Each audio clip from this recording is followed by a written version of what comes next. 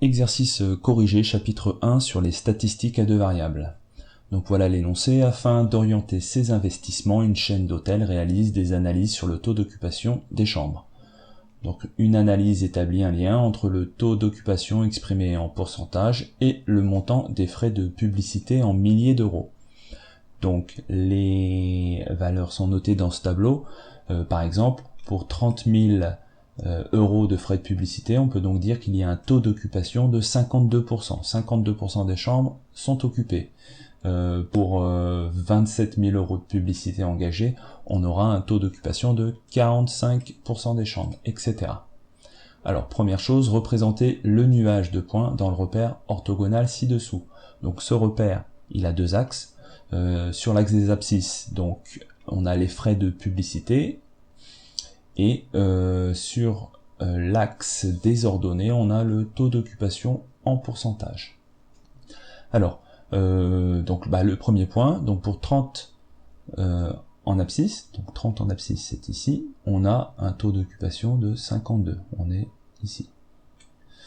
Pour 27 en abscisse, entre 26 et 28, on est à 45, donc c'est ici, etc. Donc voilà le résultat, une fois qu'on a placé tous les points. Alors, est-ce que les points sont corrélés?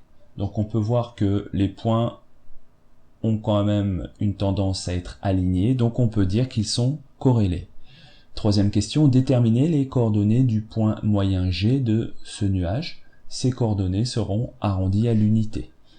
Donc il va falloir reprendre les frais de publicité, donc toutes les valeurs de X, calculer la moyenne, toutes les valeurs de Y, calculer également la moyenne, et donc les coordonnées du point moyen, ça sera la moyenne des X et la moyenne des Y en ordonnée.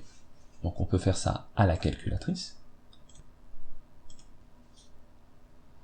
Alors à la calculatrice, il suffit donc d'ajouter 30 plus 27 plus 32, 30 plus 27 plus 32 plus 25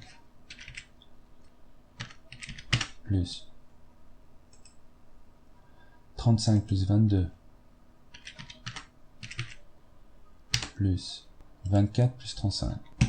Voilà. Et on divise tout ça par 1, 2, 3, 4, 5, 6, 7, 8. 8 valeurs.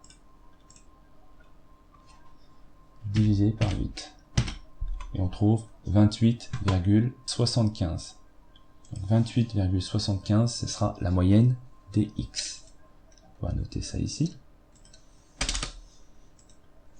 Donc la moyenne des X,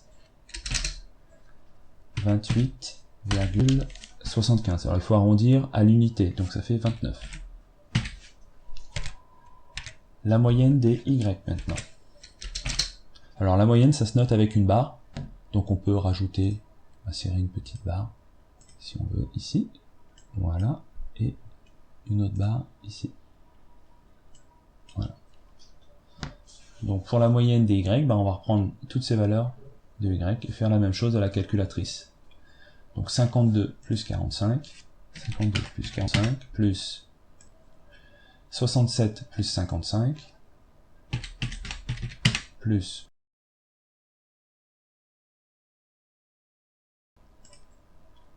76 plus 48, plus 32 plus 72. Voilà, et il y a aussi 8 valeurs, donc on divise tout ça par 8, et on obtient 55,875, donc arrondi à l'unité, nous fait 56. 56. Voilà. Et donc il va falloir maintenant placer ce point dans le repère. Donc pour x égale 29, on est ici, y égale 56, on est là. Donc le point moyen se trouve ici, il est effectivement à peu près au milieu de tous les points. Alors maintenant il faut déterminer les coordonnées des points moyens G1 et G2. Donc vous vous souvenez, G1 ça sera le point moyen de la première moitié des valeurs, donc des 4 premières valeurs, et G2 le point moyen des 4 dernières valeurs. Donc pour faire ça, il faut dans ce tableau reprendre ces valeurs mais les mettre dans l'ordre. Donc, on va les mettre dans l'ordre au niveau des x, on va les trier. Donc, la valeur la plus petite possible, c'est 22, donc je prends cette valeur. Voilà, donc maintenant qu'on les a triés, on va pouvoir faire le calcul du point moyen G1 pour ces 4 premières valeurs. Alors, on fait la même chose, hein, on additionne tous les x, on divise par 4, tous les y, on divise par 4. Donc c'est reparti. Donc 22 plus, on a dit, 24 plus 25 plus 27. 24 plus 25 plus 27.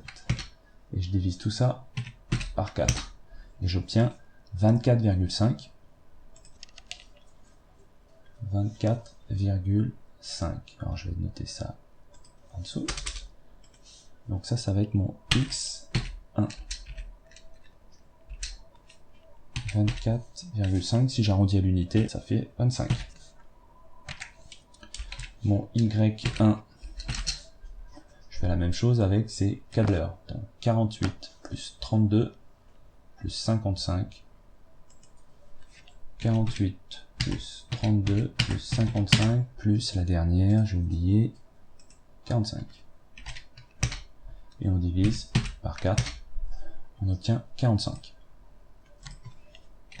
Voilà. Donc ça c'est pour le point moyen G1. Donc là aussi, si on veut être pointilleux, on met une barre pour dire que c'est la moyenne des x, et ici la moyenne des y. Alors je vais placer ce premier point, donc x1 égale 25, c'est ici, y1 égale 45, donc c'est ici. Voilà. Ensuite, je fais pareil pour x2. Cette fois-ci, je vais prendre les 4 dernières, donc 30 plus 32 plus 35 plus 35. 30 plus 32 plus 35 plus 35. Et je divise tout ça par 4 et j'obtiens 33. 33. Pour les y, 52 plus 67, 52 plus 67 plus 72 plus 76, tout ça divisé par 4 et j'obtiens 66,75, c'est-à-dire, si on arrondit, 67. 67. Donc là aussi, je mets une barre ici et une barre ici pour indiquer que c'est la moyenne. Et je vais placer ce point là aussi. Donc 33, je suis ici et je suis à une hauteur de 67. C'est-à-dire ici. Voilà. Donc on peut constater que sur mon graphique, le point moyen G, le point moyen G1 et le point moyen G2 sont alignés normalement. Donc c'est une façon de vérifier qu'on a bon. Tracer la droite G1, G2. Donc je vais tracer cette droite. Alors, on va la retracer bien. Voilà. Je suis pas mal là. Je vais la prolonger ici. Voilà. Et je vais épaissir un petit peu. Donc voilà mon ajustement affine. On appelle ça un ajustement affine. Sixième question. Déterminer graphiquement le montant des frais de publicité laissant espérer un taux d'occupation de 80%. Les traits de construction devront figurer sur le schéma.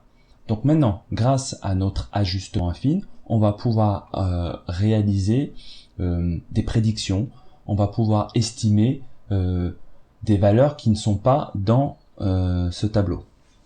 Donc par exemple, pour 80% d'occupation, donc c'est ici,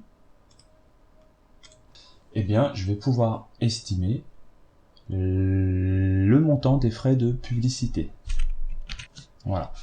Et donc on voit que pour un taux d'occupation espéré de 80%, eh bien il va falloir a priori investir 38 000 € de publicité.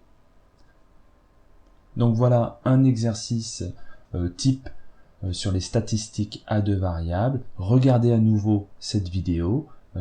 Ça sera vraiment ce genre d'exercice que vous pourrez retrouver soit à l'évaluation, soit en CCF, si ça tombe sur ça. Voilà, à bientôt.